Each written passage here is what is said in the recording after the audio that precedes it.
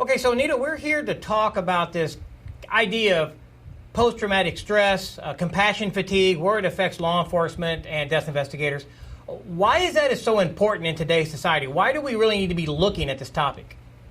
It's interesting, Darren. Back whenever I first stumbled across this phenomenon, I was writing my book, Getting Through What You Can't Get Over. And this was only a couple of years ago. At that time, I knew, though, that it was something I was beginning to see really grow and magnify in the everyday person.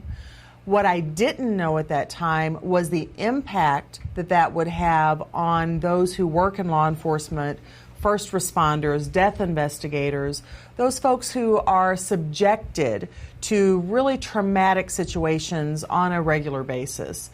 What we've seen since then, however, is mind-boggling because very quickly what has been more of a silent suffering is being displayed outwardly in people, and we're seeing it across the media. When you see these rival groups and rivalries that really didn't exist to the magnitude that they do today, a lot of that is rooted in secondary traumatic stress or compassion fatigue. And that's what we're seeing now, like you said, in the media and how things are being portrayed. And of course, a lot of that stress is brought home. That adds to the divorce rates and things like that we're going to talk about. But that's why it's important, and I agree, is that we have to figure out how we can control this on ourselves so that we maintain our jobs, we don't end up overstepping our bounds, and we protect our families and our mental health.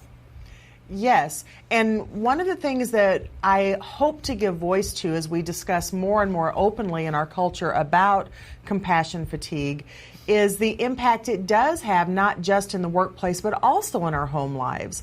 I think many times when those who work in these kinds of conditions have that situation where it's not appropriate for you to come home and discuss all of the details with your spouse, your children, your extended family members, trying to bottle that up and hold it in even adds to the pressures. And as I often say, human beings are like volcanoes. When we stuff things down, that's like magma in a volcano. And a volcano, if it has an occasional vent, a small vent, it releases that pressure. And what that does is it diminishes the likelihood of a huge explosion. Right. And that's when we take it out on our family. Yes. And we explode with our spouse, or even we explode with a coworker or our supervisor. Yes. Or sadly, maybe even with the victim's family. True. Or something that happens out in a crime scene. Maybe, we react in a way that later on we regret, but we're coming from a very emotional place. And the fact that sometimes we try to stuff our emotions actually makes us more volatile and more prone to losing control of those very emotions. Yes, I agree. So another thing that I really think is important for us to discuss is the fact that compassion fatigue is not part of our regular conversation in our culture. That's right. It's something that was identified in the 1950s, actually in the nursing community. And what they found was that the more exposure that those who worked with trauma had, the less likely they were to feel compassion. So that's exactly where the layman's term compassion fatigue comes from. But there needs to be a balance and making sure that we are objective, that we are taking care of those practical details that we need to do on the job. We need to be logical. We need to be fact-driven.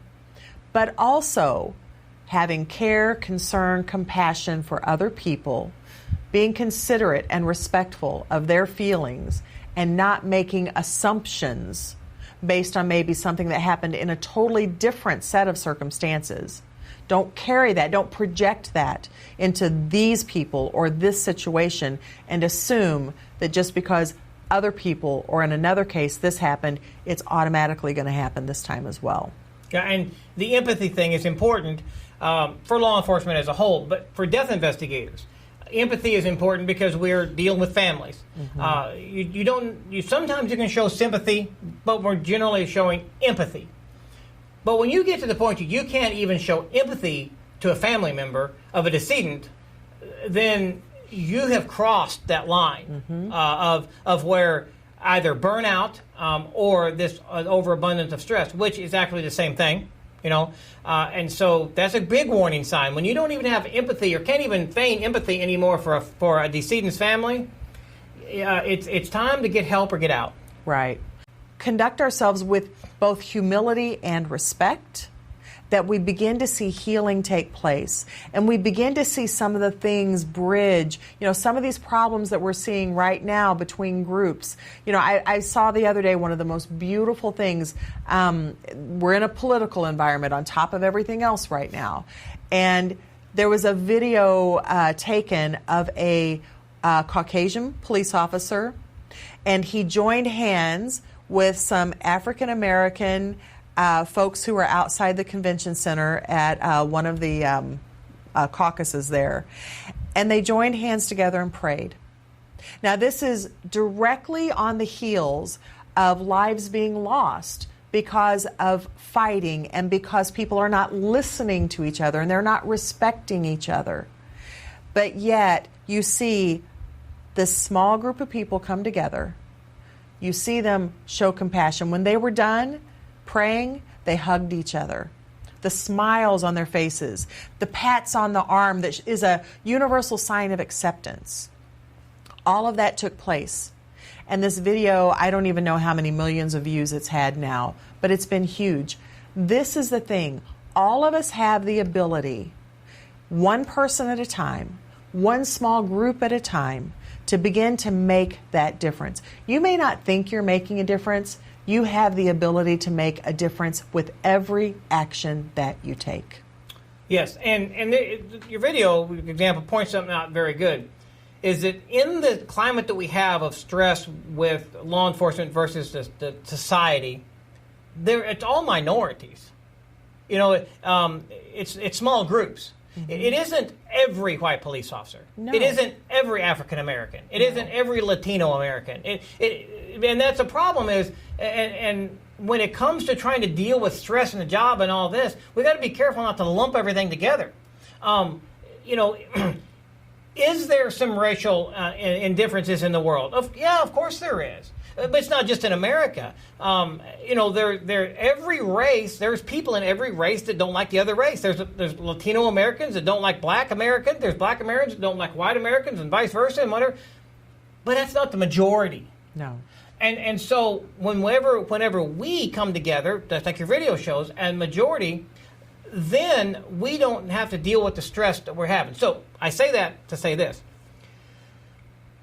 Whether we're working death investigation or working street patrol, we need to be more involved in the lives of the people that we work with every day, the citizens. Because we're talking about stress, we're talking about post-traumatic stress, we're talking about compassion fatigue, we're talking about taking this job home with us. I started out earlier saying part of the stress of our job is to deal with, does everybody in my district hate me because of my skin color? Right. Whether you're Black or white. Mm-hmm. So that's part of taking this stress home. So I say we need to build relationships. And I know that that's another whole topic in and of itself, and we're almost rabbit trailing here. But my point is, I don't want us to leave this training and not remember that the problem that's played out in the media is a minor problem. It's a major problem. It's only between minor groups. Yeah, and it's given major exposure. It's given major exposure. Of the thousands of police officers in America, if there's an issue, it's minor. There's all kinds of studies and statistics of whether one race or group gets affected more or less. I'm not talking about that. I'm not talking about those things. I'm talking about one man to another man, just to build a relationship. And precisely how you go about that, and this is a thing that I'm currently seeing lacking from those who are fighting. Many people are not fighting. Many of us don't want to fight. Yeah, that's right. We want to work together. We want to have a relationship with each other. I care about the concerns of those people that maybe are different from me for many different reasons. They can be different in gender. They can be different in skin color. They can be different from nationality. It doesn't matter what the differences are. I want to learn from you. I want to learn about you. I want to care about you. Right.